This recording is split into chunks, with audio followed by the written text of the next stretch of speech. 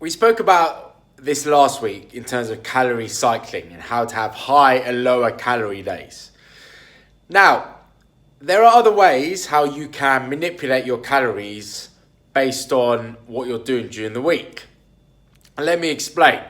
We have a very simple way, and this is what I said last week, of just eating the same calories each day. This is your first step. So if your daily target is, let's say, 2,000 calories, make sure you're hitting 2,000 each day before you can move on to more advanced strategies like calorie cycling last week.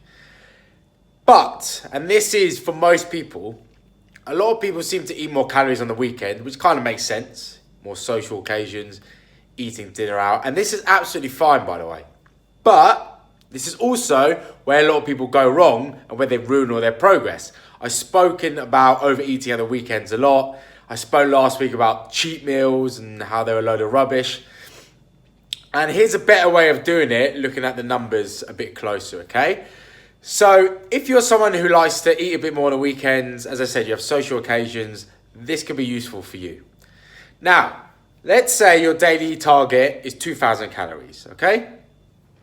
So over the week, times 7, that's 14,000. Now, a very simple thing to do is to save calories. Now, what I mean by that is, let's say Monday to Friday, 5 days, instead of eating 2,000 calories, we eat 1,800, okay? So 1,800 for the first 5 days. That means you save 200 calories a day, okay?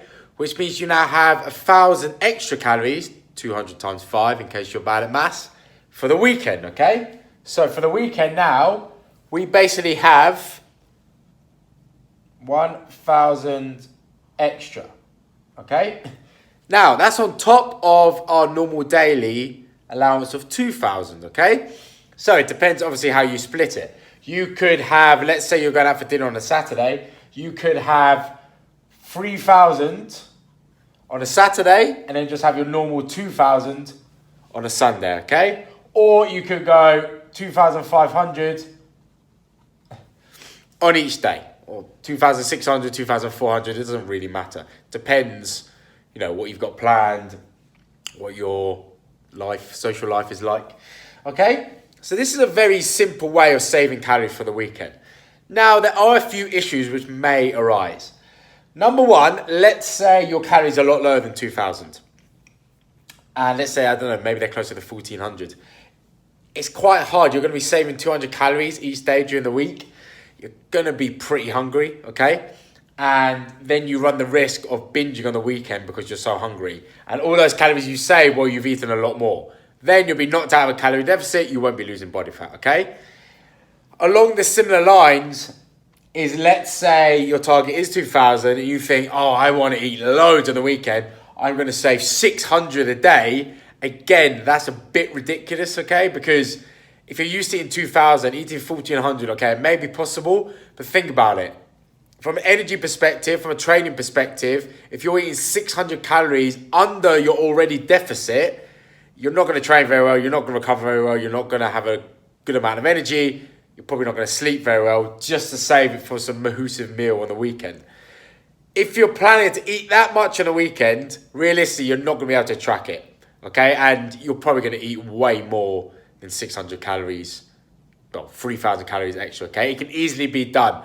Things like brunches in Dubai, buffets, even big restaurant meals, especially American chains, you can easily consume 2,000-3,000 calories just in one dinner, okay? I mean that, so be aware. So if you're going to do this, which is absolutely fine, 100 to 200 calories a day is probably all I'd advise to save for the weekend, okay? You can also do this just for one day. That's something that I kind of do, like on a Friday night if I go out to eat with my wife. I will just eat a bit less during the day and save some for the evening. So it can be a day thing as well.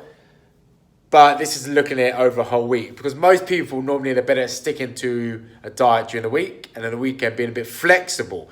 Difference between flexible and just letting go and just ruining everything, okay? As I said previously, if you screw up on a weekend, it's done. But try not to make it a habit, because I promise you, there's a lot of you out there who are wondering why you aren't seeing results and you're being good during the week. well, it's because your weekend is ruining everything. And that's fine.